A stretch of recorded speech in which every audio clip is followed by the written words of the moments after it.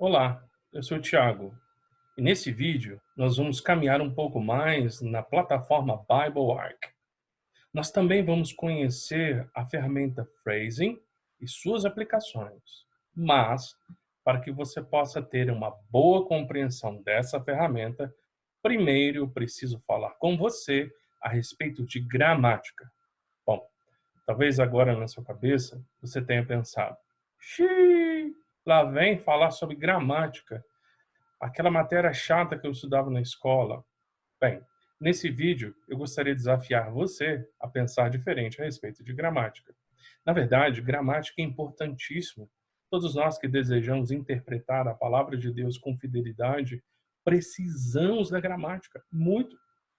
Eu gostaria que você tivesse uma outra visão a respeito da gramática. E, para isso, eu gostaria de dizer para você como é que a gramática pode nos ajudar. Bom, primeiro, a gramática nos ajuda a interpretar corretamente as escrituras. Sem a gramática, nós não temos condição de fazer isso. Um dos princípios que nós utilizamos na nossa hermenêutica é o princípio gramatical. Lembre-se, nós interpretamos as escrituras utilizando a hermenêutica histórico-gramatical. Então, portanto, gramática é muito importante. Um outro meio pelo qual a gramática nos ajuda é que ela nos auxilia a compreendermos as relações entre as orações. Gramática é importantíssimo para isso, e o campo da gramática que cuida disso é a sintaxe. Nós vamos falar um pouco dela nesse vídeo. Mas também a gramática vai nos ajudar a entender melhor essa ferramenta phrasing. Portanto, eu gostaria que você deixasse um pouco de lado o preconceito em relação à gramática e caminhasse comigo nesse vídeo, numa pequena introdução, na verdade, um relembrar do que você estudou na escola. E dessa forma, nós vamos poder degustar melhor essa ferramenta do Phrase. Vamos lá? Para que você possa participar comigo desse relembrar, eu vou compartilhar com você a minha tela. Conforme você está vendo aí no vídeo, há um slide no qual nós vamos trabalhar o conceito da sintaxe aplicada ao phrasing. Sintaxe, como eu disse, é um campo da gramática que estuda as relações entre as orações e as relações que os termos ocupam dentro da oração. Mas antes, é importante nós nos lembrarmos que esse princípio de gramática e até mesmo a hermenêutica histórico-gramatical não é algo que eu inventei agora ou que foi inventado recentemente. Na verdade, essa tem sido a maneira como a palavra de Deus tem sido interpretada no decorrer dos séculos e a maneira pelo qual os nossos pais na fé, os reformadores, defenderam a correta interpretação das Escrituras. Para isso, eu gostaria de compartilhar com você as palavras de um importante reformador.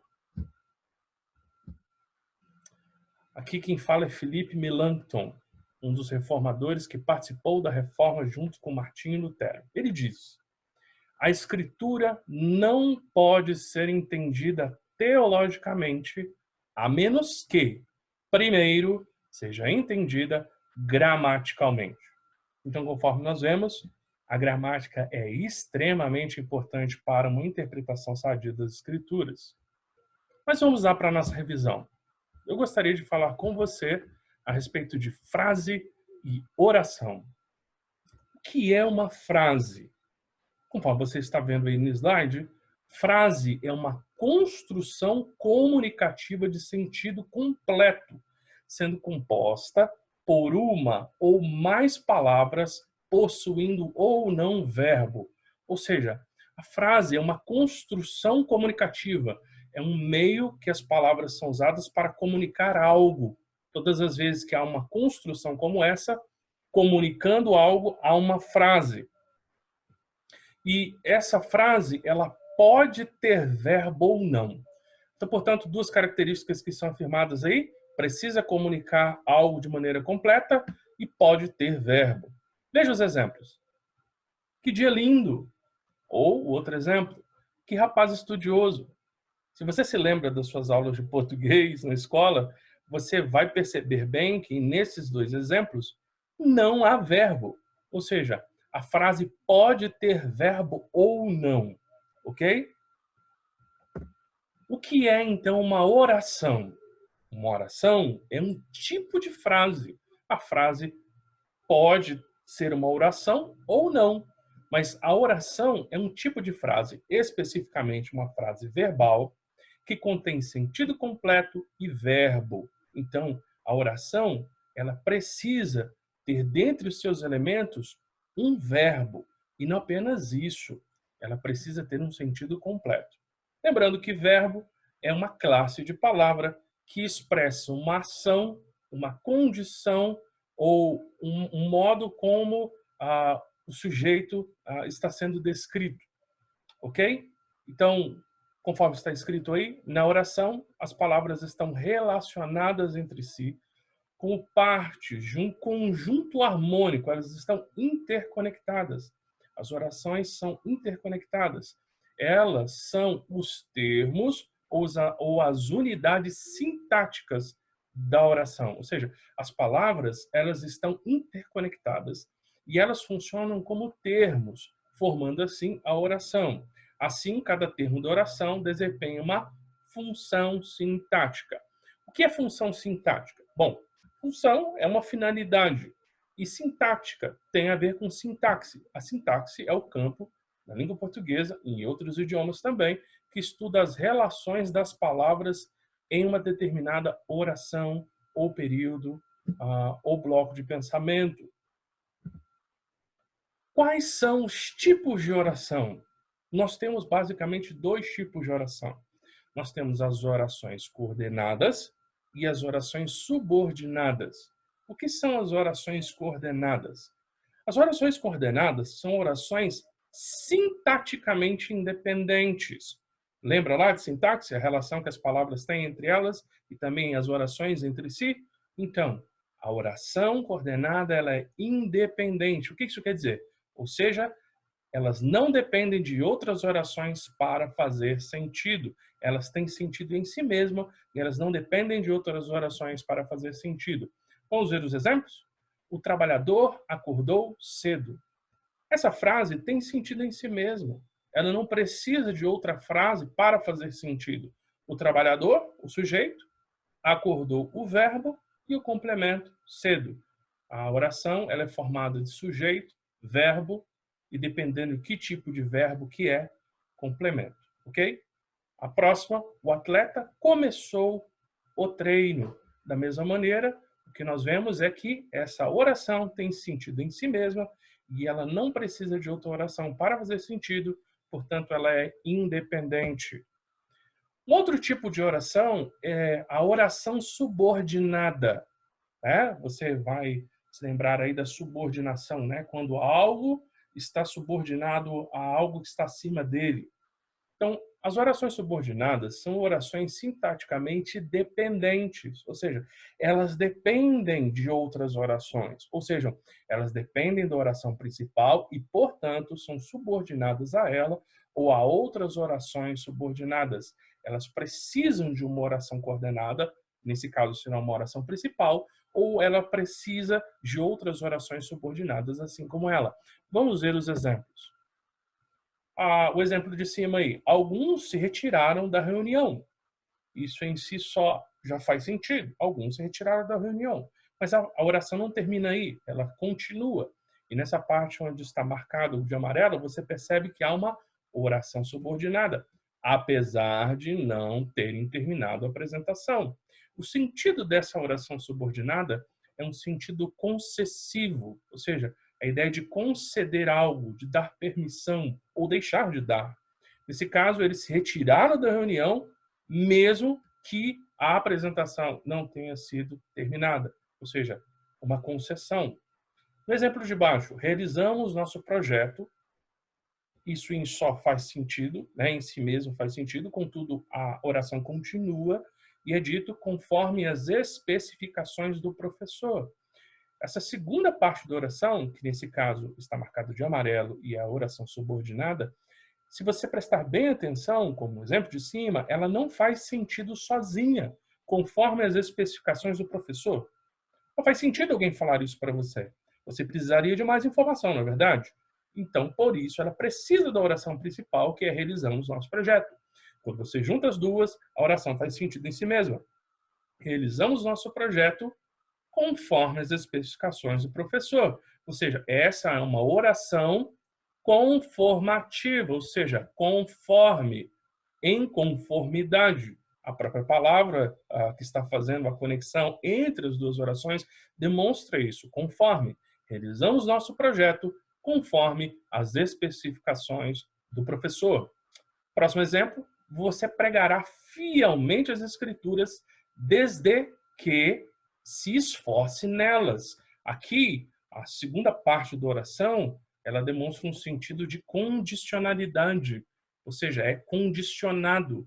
Você pregará as Escrituras fielmente, né? Desde que, ou seja, se você fizer isso, uma concessão, ok? Desde que se esforce nelas, uma condicionalidade. Se você se condicionar a se esforçar nas Escrituras, você pregará fielmente elas. Então, portanto, aqui nos exemplos se percebe que a grande diferença entre as orações coordenadas e as orações subordinadas está no fato de que as orações coordenadas, elas são independentes, elas têm sentido em si mesmas. E as orações subordinadas, elas dependem da oração principal ou de outras orações subordinadas para fazerem sentido. Isso é muito importante para que nós venhamos a entender o desenvolvimento das orações e, por conseguinte, o desenvolvimento do argumento. Resumindo, as orações coordenadas se ligam por meio de conjunções. Essa é uma classe de palavra importante para que você possa estudar aí depois na sua casa. Conjunção, uma classe de palavra responsável pela ligação entre orações e demonstrar como essas ligações ocorrem. Então, as orações coordenadas, elas se ligam por meio de conjunções ou vírgulas, podendo ser compreendidas separadamente. Portanto, sem haver perca do sentido individual de cada oração, enquanto que as orações subordinadas exercem função sintática sobre as outras, sendo assim, subordinam ou dependem da outra. Vamos ver agora esse conceito que eu disse para você aplicado à interpretação bíblica. Vamos lá? Vamos dar uma olhada para o phrasing. E usando esse conceito que eu expliquei para vocês, como o phrasing faz muito sentido e como você pode utilizar de maneira mais plena essa ferramenta. O phrasing tem a finalidade de trabalhar o texto bíblico partindo do pressuposto de relações entre as orações e atentando para relações de orações coordenadas, ou seja, independentes, e orações dependentes, ou seja, subordinadas. Então, orações coordenadas, orações subordinadas, ou orações dependentes e orações independentes. Vamos ver esse exemplo, conforme você está vendo aí na tela. Nós temos aqui Mateus capítulo 4, verso 17. Nós temos aqui duas orações coordenadas. Arrependam-se, porque está próximo o reino dos céus. A primeira oração aí, que está marcada em azul, é uma oração coordenada assindética. Eu já vou falar o que é isso. E depois você vê uma oração coordenada também sindética, explicativa. O que isso quer dizer? Isso quer dizer que a segunda oração, porque está próximo ao reino dos céus, se liga à primeira, que é arrependam-se, por meio de uma relação de explicação. Ou seja, aqui eles devem se arrepender porque está próximo o reino dos céus. A relação da segunda oração é de explicação em relação à primeira. Mas o que quer dizer oração sindética e oração assindética? Aqui, nós temos que entender um pouco de onde vêm esses termos. A palavra grega sim, quer dizer junto, ela é usada aqui para compreender um pouco melhor o conceito gramatical. Orações coordenadas assindéticas são orações que não estão ligadas à anterior por conjunção. Se você prestar bem atenção, arrependam-se, não tem nenhuma ligação. Conquanto que as orações coordenadas sindéticas se ligam a outras orações coordenadas por meio de conjunções. Olha que interessante, você tem aqui marcado a conjunção porque. Essa palavra porque, nessa frase, ela é uma conjunção. Nessa oração, ela é uma conjunção. Então, a segunda oração é uma oração independente, ela faz sentido em si mesmo, porque está próximo ao reino dos céus. mas ela se liga à anterior por meio de uma conjunção. E essa conjunção mostra para a gente que essa ligação se dá por meio de um sentido de explicação. Conforme nós vemos aqui embaixo, ele estava ocupado. Ou seja, isso é uma frase coordenada, perdão, uma oração coordenada. Ela é independente, ela faz sentido em si mesma. E a segunda, não pôde atender-nos. Também faz sentido em si mesmo. Como é que essas duas orações coordenadas se ligam? Se ligam por meio de uma conjunção, portanto, o mesmo caso. Então, é isso que quer dizer assindético e sindético. Vamos ver um outro exemplo, Provérbios 24:1.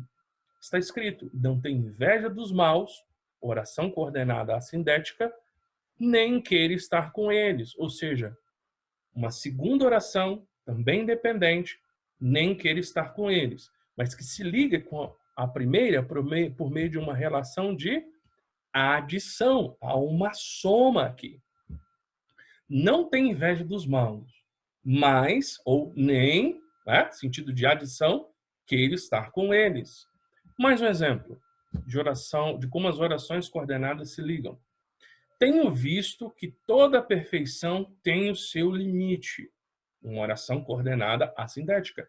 Ela não se liga a nenhuma outra. Não há nenhuma conjunção aqui. E o que se segue é: mas o teu mandamento é ilimitado.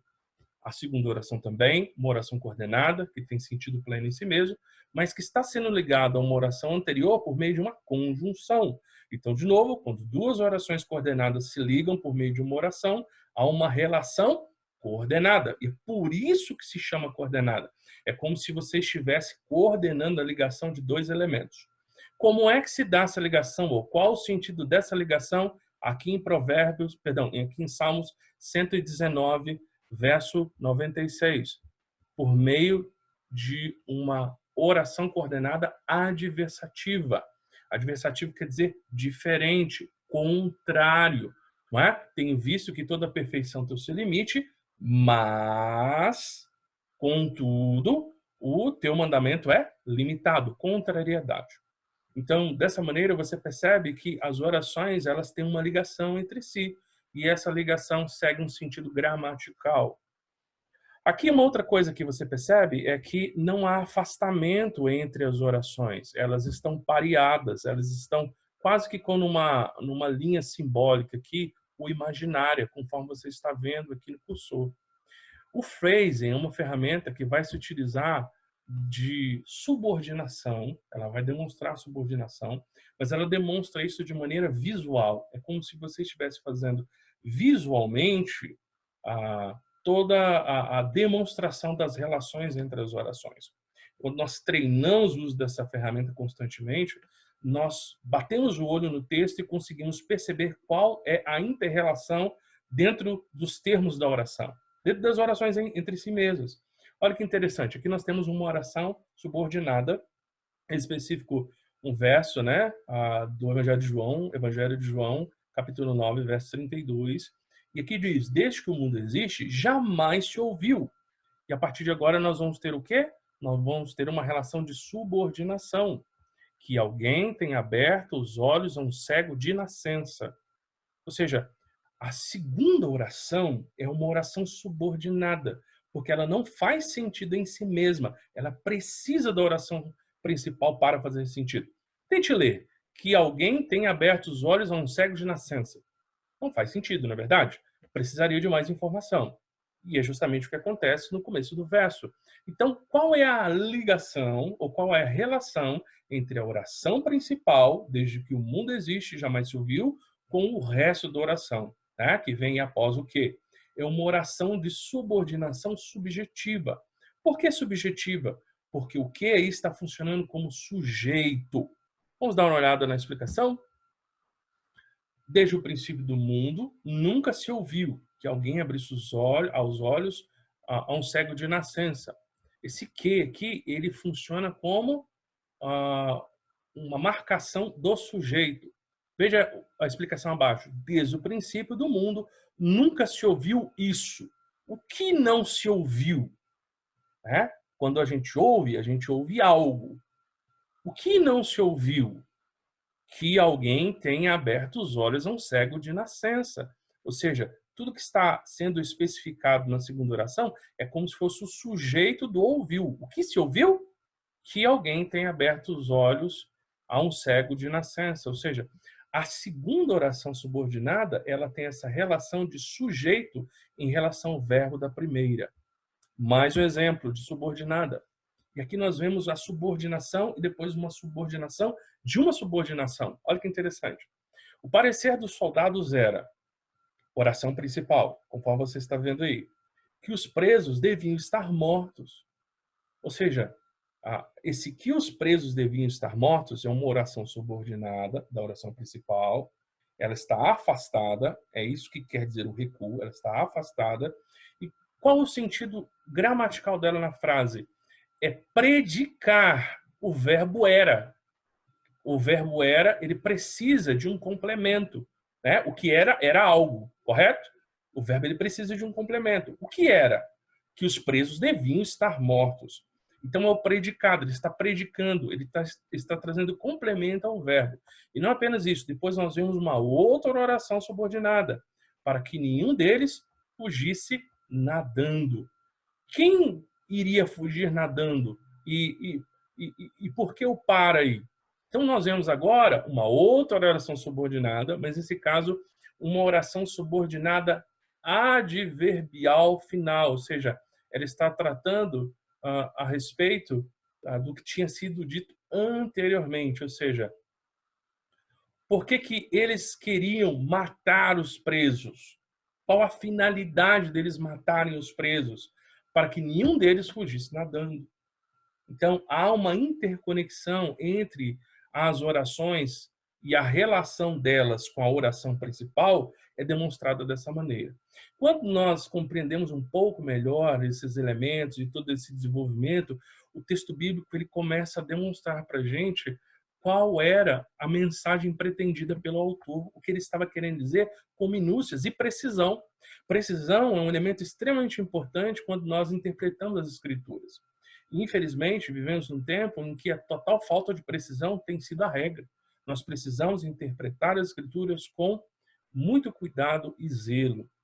O phrasing, aliado a conceitos gramaticais, nos ajudará nisso. E, por fim, eu gostaria de compartilhar com vocês um exemplo de um trecho de 1 Pedro, capítulo 5, do verso 1 ao 4, no qual eu estabeleci todas as relações entre as orações, tanto coordenadas quanto subordinadas, e você pode acompanhar aí comigo, vendo a tela, no qual você vai perceber aí em azul que há duas orações coordenadas e todas as outras relações dentro dessas orações são as orações de subordinação, ou orações subordinadas. Dá para você ver como isso é demonstrado. Nos próximos vídeos eu vou trabalhar um pouco essa nomenclatura com vocês, vou dar exemplos, vou aprofundar um pouco mais os termos e até demonstrar outros meios mais simples de trabalhar essas nomenclaturas usando o phrasing. Mas eu gostaria com esse vídeo que você tivesse um pouquinho do gostinho da exegese, um pouquinho do gostinho de como você poderia usar o phrasing de uma maneira mais técnica, mais específica e cuidadosa. E vou demonstrar a você tudo que ele pode fazer.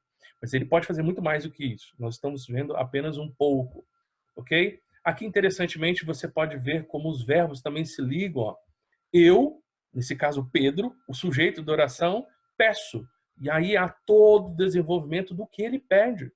Né? Para que eles pastoreiem o rebanho de Deus. E aí vai mostrando todas as relações de subordinação, ok? Novamente, você vê uma outra oração coordenada ou uma oração independente, no qual ele diz que eles receberão a coroa da glória, ou seja, primeiro, aqui nós vemos que Pedro pede para que eles pastoreiem o rebanho de Deus. E depois nós vemos que ele afirma que eles, os leitores da carta, irão receber a coroa da glória. Nós vemos como esses dois verbos estão ligados. Há muitos verbos nesses versículos, mas quais são os verbos importantes de serem marcados? Qual a relação entre eles? Qual o verdadeiro desenvolvimento do argumento? Aqui, nesse exemplo que eu estou mostrando para vocês, nós conseguimos perceber com mais clareza e objetividade. Outra coisa interessante é como os sujeitos se ligam. Então, na primeira oração coordenada, é eu. o apóstolo Pedro. E há até um aposto aqui, ele diz que ele é presbítero, ele diz que ele é testemunha e que ele é coparticipante. O que é um aposto? É um termo gramatical que explica melhor o sujeito. Então nós conseguimos perceber isso aqui, e não apenas isso, nós vemos que ele pede para que eles pastoreiem o rebanho de Deus, e depois a ligação entre a primeira oração coordenada e a segunda, que está marcada em azul, é uma relação de adição, ou seja, ele está somando algo. É uma maneira que nós podemos ver o desenvolvimento do argumento. Eu espero que com todos esses termos você não tenha assustado, mas antes tenha ficado curioso e queira de fato aprofundar seu estudo nas escrituras e possa utilizar melhor essa ferramenta. Nos próximos vídeos vou estar trazendo exemplos para vocês e nós vamos em alguns deles até fazer juntos. Eu agradeço por você estar comigo, me acompanhando, e eu gostaria de desafiar você a continuar a aprofundar-se nos estudos das escrituras, a continuar a nos acompanhar nesses vídeos e também já começar a mexer um pouco e pôr em prática tudo que você tem aprendido. Se você tiver dúvida, entre em contato conosco. Eu peço que você continue conosco nessa jornada. Deus abençoe, que o Senhor esteja o capacitando dessa ferramenta. Amém.